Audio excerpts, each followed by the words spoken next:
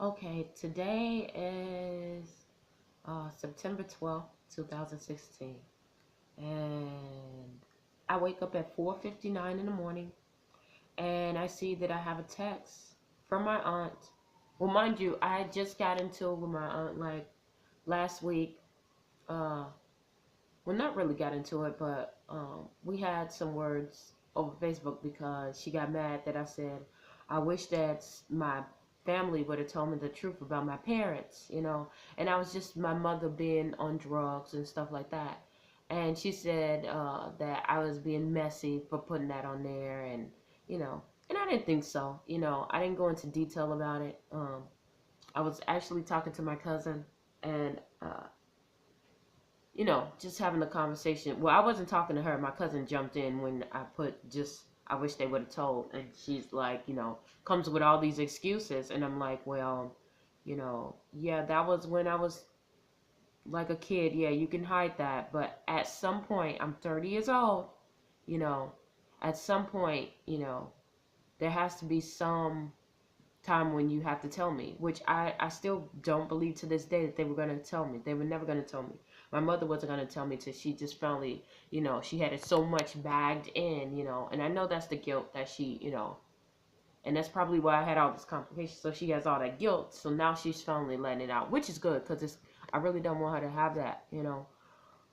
But yeah, so we have words, and I just told her, you're entitled to your opinion, but I still believe that you should have said something. And if you don't like it, you don't have to be on my page. I don't even have her as a friend, and it's the reason why I don't have my family as on there, because if I put something on there, no matter if I say the sun is shining, thank God, it's gonna be some kind of conflict. Oh, you better thank God every day. Like, okay. It has nothing to do with you. It's just saying the sun was shining and I'm thankful that God let me see this day. I'm not saying that I'm not thankful every day. Just saying this particular day right now, I just felt like sharing that with the world. But yeah, so I didn't have them on there. But anyhow, that was like Tuesday last week.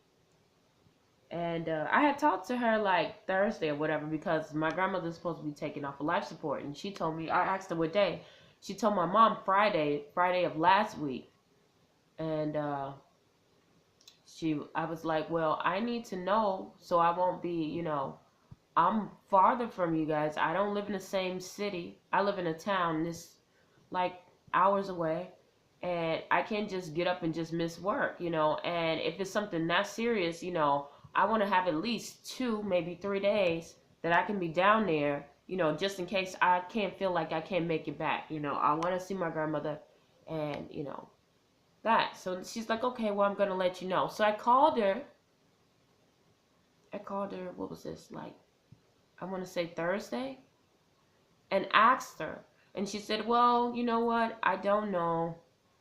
I don't know.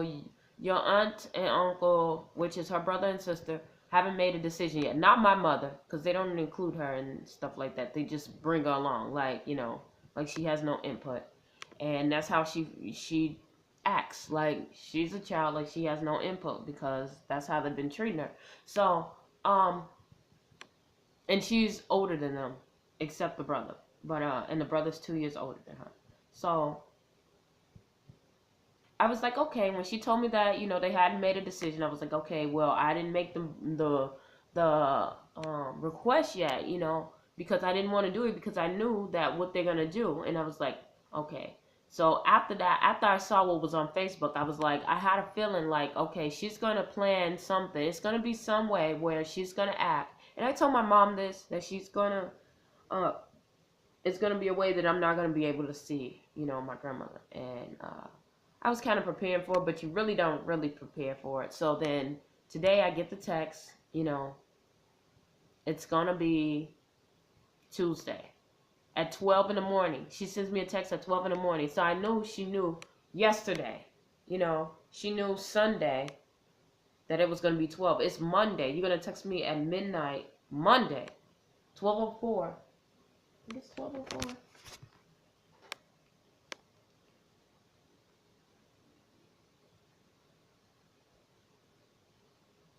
No, sorry. She sends me a text at 12. 52, telling me Tuesday. That's all she says, Tuesday. I said, this Tuesday? She said, yes. I told her, I waited and I paused and I prayed about it first. I was in the bathroom, I prayed, and I was like, I would not be able to make it. She says, okay. Then she sends me a text saying, just come when you can. That kind of stuff. That's what people do, and I'm understanding that, I think it was childish. It was crazy because you knew before, and as soon as you knew, I'm the one that lives the farthest, and you know I called you and told you, and it could be stress, but I highly doubt that because she's always stressful. um but either way, I just felt like, it's nothing that I can do. All I can do is pray and let it be what it's gonna be. My grandmother wouldn't want me to get all bottled up and discouraged about that, and even though it hurts, she tells us, don't worry about her because she had a good life. That's all she says. She has a good life. She was able to do everything that she wanted to do, and she didn't live with regrets.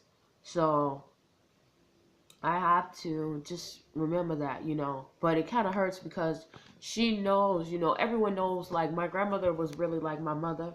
Like, she raised me for most of my life, even though I went, with my aunt, the one that I'm talking to, had the conversation with, and I went with other aunts and cousins. But I always went back to my grandmother. Everyone had to usually go back to my grandmother because they weren't, you know, her children weren't financially or emotionally stable to do stuff, or they just decided not to and they just did their own thing, and so with me, especially since my mother was in prison and my father is just all over the place, getting deported, all that other crazy stuff, and with a lot of kids too, it it really hurts. But I had to just stay prayerful and mindful and be like, everything is in God's will. Yeah, the devil might be laughing right now, but I have to understand, and I had to laugh at this. Anything that the devil can do to you, or any, thing that happens in life, because sometimes it's not the devil, sometimes it's just God just training you. Whatever it is, God has ordained it to be. And once you understand that, you're able to get up and say, okay, whatever is I'm going through, it's going to make me stronger, you know. And that's what I had to keep telling myself during this whole year, doing all last year, because there was so much stuff going on, and you still want to be Christian, like you want to be in Christ and you want to do the right thing. We get in our flesh. Sometimes I wanted to punch people for doing the crazy stuff. My ex, I knew I could take him out. I knew he was doing all this crazy. I knew I could take him out, but my whole purpose is I want to be the best person that I can be through God, and I can only do it through God, and do that first, and if I get hurt by it, okay, there's a lesson learned, I understand that I don't have to go back to those situations like that, and just move on, just be a better person, learn from those mistakes, and yeah, just like this situation, I kind of figured that my aunt was gonna do something like that, or something was gonna happen in that area. So now that it happened, yeah, it hurts, but I'm able to get up and move on and just say what's next, carry on, because it's a reason for everything happening the way it is. It's a reason, and you just gotta keep pressing forward. Um, and then I just joined a new church, and I have so much because, and my mom had to keep telling me it's no perfect church, which is true. But to me, what irritates me so much is that they have candles on the altar, and I was like, maybe it's something that I don't understand about, But for me, for an altar, it has to be clear, like, nothing but the cross, the atonement, which is, the life, the blood and skin of Jesus Christ, the body and the blood.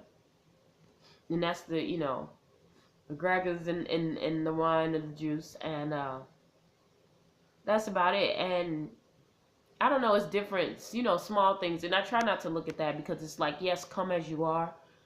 But once you are in a church and you're really grounded in Jesus, you can't do the same things all over. Like, I'm understanding that even for myself. I was a person that wore mini skirts a lot, and I loved it because of decor and stuff. But I knew in myself, I made a deadline for myself. When I'm 25, I want my skirts to be a little bit longer. When I'm 30, I don't even want to be wearing mini skirts anymore. It's a time and a place for everything. When I was a child, I did as a child. When I was adult, I put away childish things. When I was a man, I put away childish things. And my pastor did say that yesterday, and that was good, and that made me want to stay, more. But it's just like I can't sit there and do, you know, the same things, and like I said, I didn't want to do stuff like when I was 25, when I'm 30, I don't want to do those things, and I don't, even though my life has changed, it has changed for the better, because I'm building more character strengths, I had the stuff with the intelligence and stuff. This is with character and integrity, because when you are leading God's people, you can't, it's certain things that you can't do, and I have recommitted my life, like, yes, recommitted, because I want to go more intense. I don't want to be stayed at the same way with God, because God does work in different dimensions and different, and he works on your level, but you're not supposed to stay on that level. Like, if you stay on the same way, that means you're not growing in God. You're just being dead. And just like energy, you cannot stay in the same place. Either you going forward or you moving backwards. You're losing ground. And I just want to go higher. So I have to accept things that I cannot change. Uh, because sometimes, as a kid, you think you can change everything. And just work with what I can change. And what I can change, I can't change the whole church. I can't change how, people come in there being as a choir and, have singing and stuff. That gets me to the core, But what I can do is use my talents, which is singing, and be the best that I can be. Use my skills at decorating and decor and how I present myself and be the best presentation or reflection of God that I can possibly be, And that's what I'm trying to work on, Um, and that's what I'm learning. Just let go and let God, Although I want to be with my grandmother, maybe it's not the best thing. And even if I can't, she knows that I will, she will always be loved by me, and she taught me what I needed to know, what she, could teach me. She did tell me it was going to be some things that she wasn't going to be able to teach me. And I'm going to have to learn on my own. And I understand that now, you be like, because when you are kids, your parents are your God. It even say that in the Bible. When you are a kid, you're kind of a slave to what's going on, and you have to obey your parents, and that's good. But when you become an adult, it becomes a problem because you're supposed to be standing on your own by then, and uh, now I fully understand it. I understand it more. So yeah, just let go, let God, surrender, and let God handle what he is designed to do. And what I need to do is just my part, my part. Just do your part, because when you start looking at other people, you get distracted and you're behind, trying to help other people. You can only, give them encouragement and so far help, Um, but the best way you can help other people is to help yourself be the best person that you can be, be the best reflection of God that you can be. So, yeah, let me stop ranting. Let go, let God. Thank you.